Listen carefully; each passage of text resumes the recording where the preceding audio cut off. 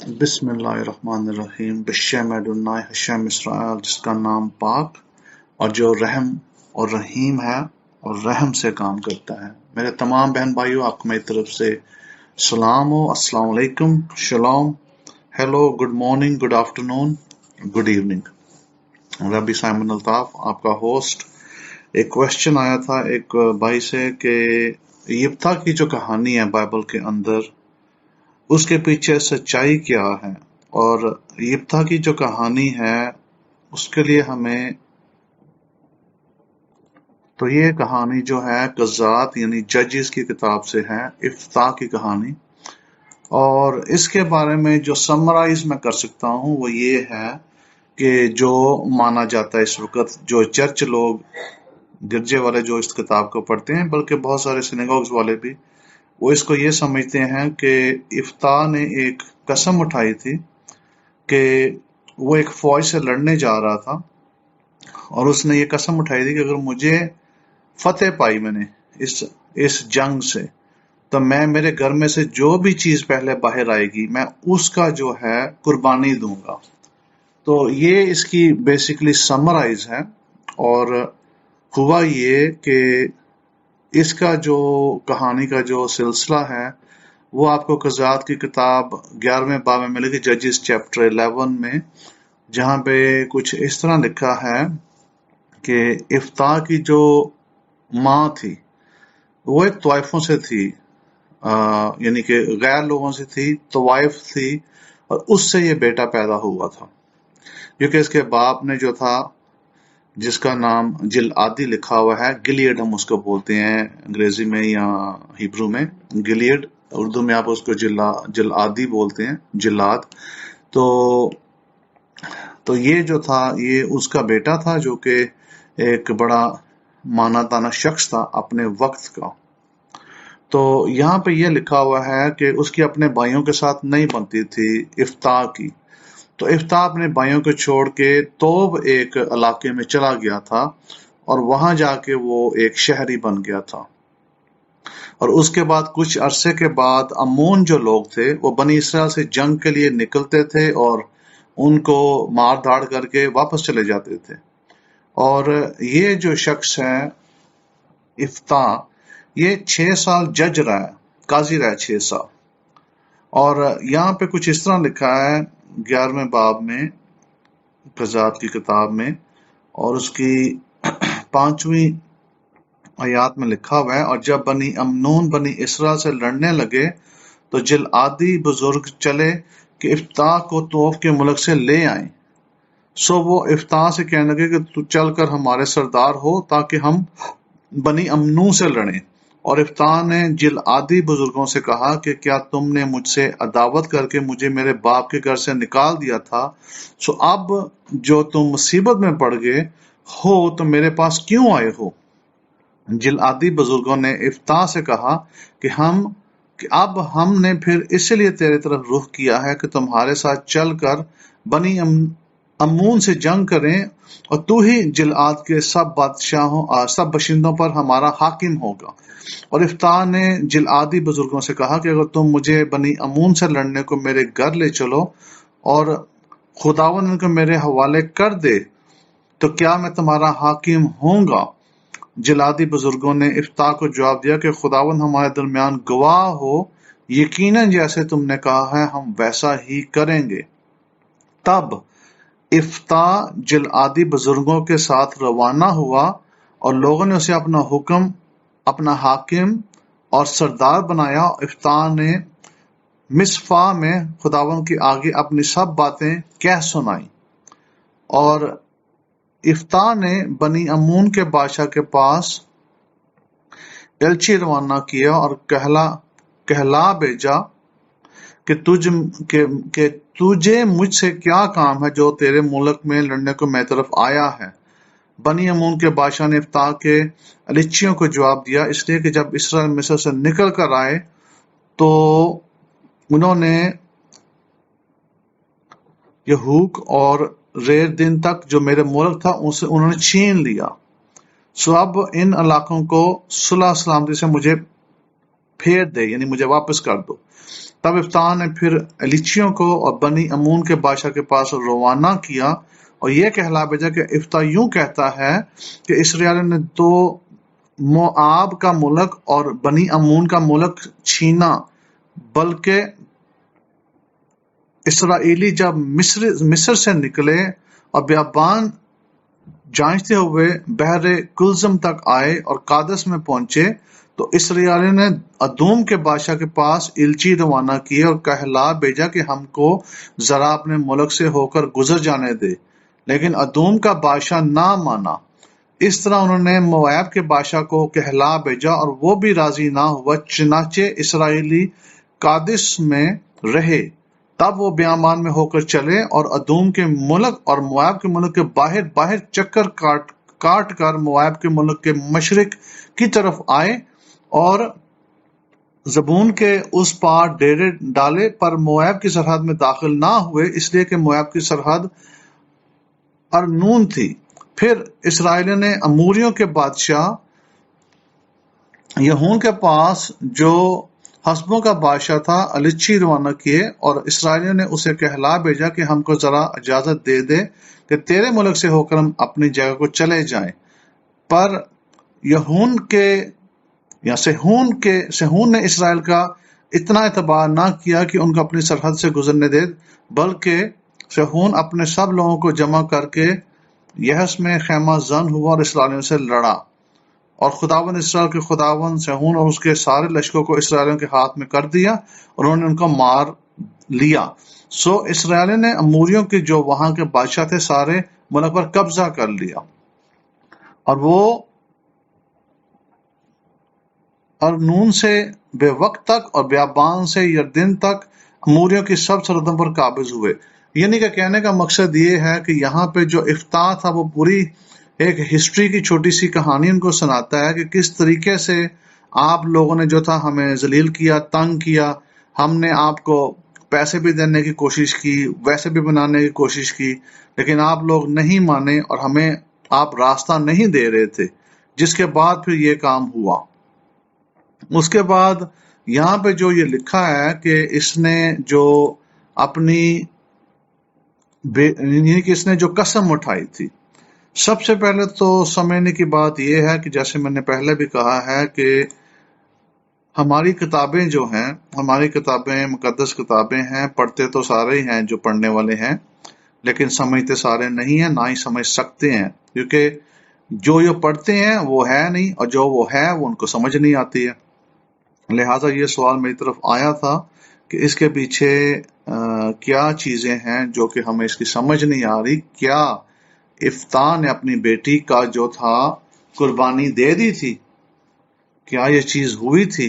اور یہی ماننے میں آج اگر آپ گرجے گھروں میں جائیں گے، کرسچن چرچز میں، تو چرچز میں زیادہ یہی جو ایک بلیف ایمان رکھا جاتا ہے کہ افتح نے اپنی بیٹی کی قربانی دی تھی، لیکن اس کی وجہ یہ ہے کہ ان کو سمجھ نہیں ہے کہ ہمارے ایکچولی قسم کیا ہوتی ہے، قسم رکھنے کا طریقہ کیا ہوتا ہے، اس کو پھر پورا کرنے کا طریقہ کیا ہوتا ہے۔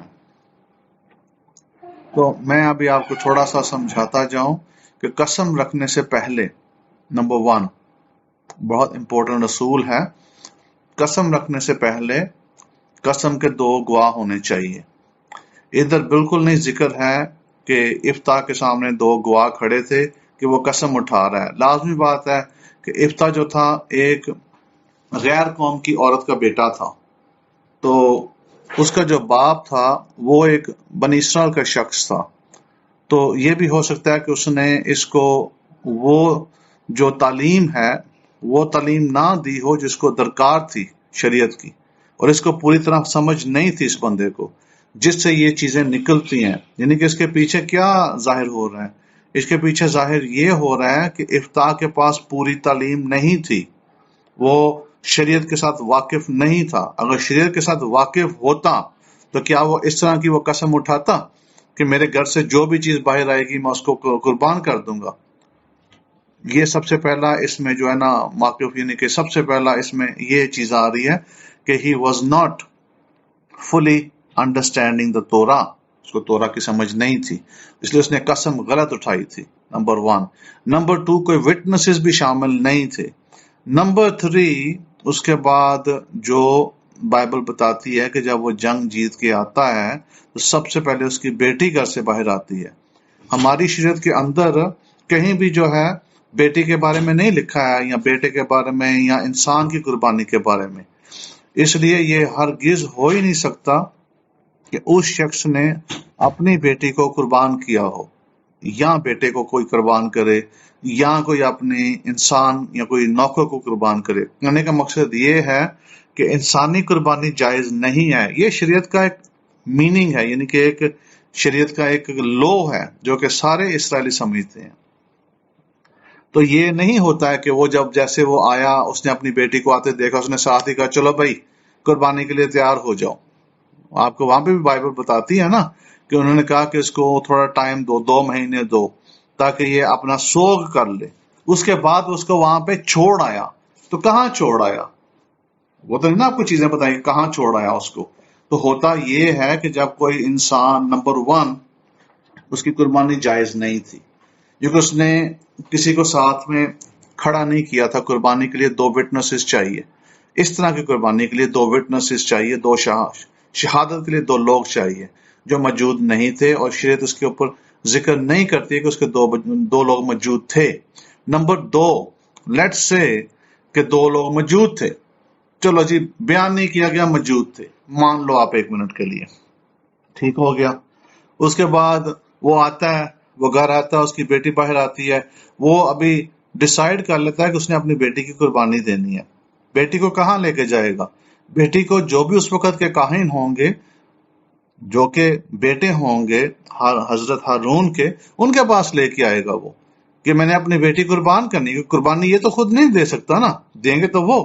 तो सबसे पहले क्या होगा, वो इसको रिजेक्ट करेंगे कि नहीं, बेटे की कुर्बानी नहीं हो सकती है, ना ही बेटे की कुर्बानी हो सकती है। दिस इज नॉट पॉसिबल, ये अलाउड नहीं है, ये मुमकिन नहीं है। शरीयत हमें मना करती है सख्ती से इस चीज से।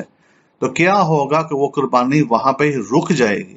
उसके बाद फिर क्वेश्चन आता है कि इस लड़की का अब करना क्या है, क्योंकि इसने कसम उठाई कि मैं ये काम करूंगा। तो उसका हल ये निकलता है, और ये लिखा जाता है शरीयत के अंदर कि जो इसराइल की जो बेटियां थी, वो उन्होंने सोग मनाया कि इसकी शादी नहीं अभी हो सकती। तो हुआ फिर एक्चुअली ये था कि ये इफ्ता जो था, ये अपनी बेटी को काहिनों के पास, उनका जो मरकज था, आप उसको हैकल बोलें, उस वक्त हैकल तो खैर नहीं था, लेकिन आप खैमा बोल रहे हैं, जो खैमा था वहां पे, ये खैमे में वहां पे उनको छोड़ आता अपनी बेटी को।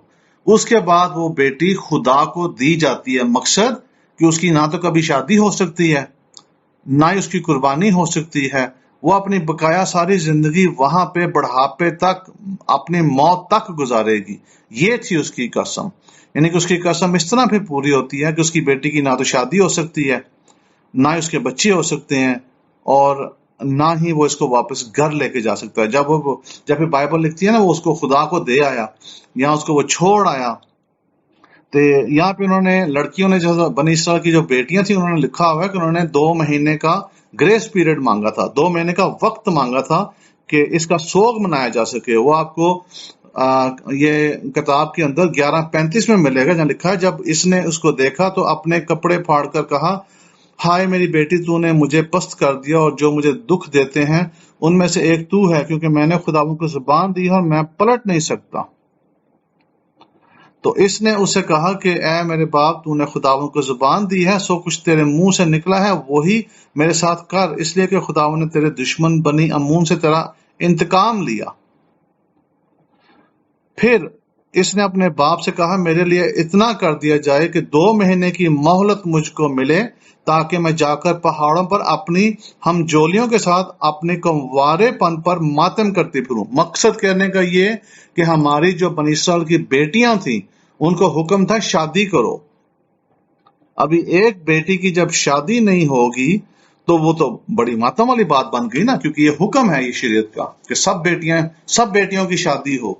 मतलब कि उन्होंने मातम ये किया कि अब इस बेटी की शादी नहीं हो पाएगी कसम की वजह से। इसके बाप ने कसम गलत उठाई थी। तो फिर उसका एंड, उसका जो आखिर नतीजा ये निकला کہ باپ جا کے ان کو کاہنوں کے پاس چھوڑ آیا کہ یہ میری بیٹی ہے، یہ میری قسم تھی اور آپ اس کو رکھو، سنبھالو، آج کے بعد یہ تمہاری ہے بیٹی، یعنی یہ خدا کی بیٹی بن گئی۔ تو پھر کیا ہوا؟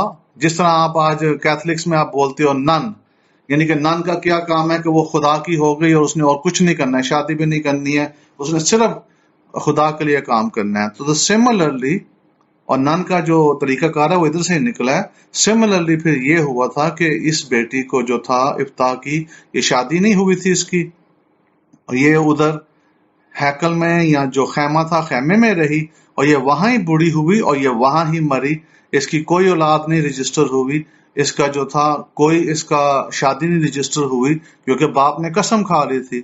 یہ مسئلہ ہے۔ ہاں، اب ایک دوسرا اس پوائنٹ آف ویو آتا ہے۔ دوسرا پوائنٹ آف ویو یہ ہوتا ہے کہ کیا ایک قسم توڑی جا سکتی ہے؟ اگر ایک باپ اس طرح کی غلط قسم اٹھا لے، کیا ہم اس قسم کو توڑ سکتے ہیں؟ تو اس کا جواب ہے یس، ہم توڑ سکتے ہیں قسم کو۔ اس کو توڑنے کے بھی طریقے ہیں۔ اس کو توڑنے کے لیے آپ کو کاہنوں کے پاس جاتا ہے، بندہ کاہنوں کے پاس جا کے کاہنوں سے پوچھتا ہے کہ میں اس قسم کو کیسے توڑوں۔ اس کے بھی توڑ ہیں، لیکن چونکہ ہمیں شریعت یہ چیز نہیں بتا رہی یہاں پہ کہ اس کے باپ نے قسم توڑی، لہٰذا اس کا اینڈ رزلٹ، نتیجہ یہی تھا کہ یہ اپنی بیٹی کو وہاں پہ چھوڑ آیا تھا، اور اس کی بیٹی وہاں ہی بوڑھی ہوئی اور وہاں ہی مری، اور اس کی جو اس کا بیاہ نہیں ہوا اور وہ کنواری پن میں ہی چلی گئی۔ یہ ایکچولی اس کا جواب ہے، اور مجھے پکا یقین ہے کہ اب اس کے بعد آپ کو تھوڑی بہت سمجھ آ جائے گی ہماری شریعت کی۔ بہت بہت پیچیدگیاں ہیں شریعت کے اندر، اور ساری جو ہے سمجھنے کے لیے خدا سے جو ہے ہم جو کہتے ہیں دنائی چاہیے، تو دنائی کے بغیر چیزیں سمجھی نہیں جا سکتی ہیں۔ تو میں ابھی اس کو یہاں پہ چھوڑتا ہوں۔ آپ کا بہت بہت شکریہ، آپ نے سنا، اور آپ برکت پائیں خداوند پاک میں اور خوش رہیں۔ آمین و آمین۔ اور میری طرف سے سب کو سلام، سب کو شلام، سب کو یہ دن مبارک ہو۔ آمین و آمین۔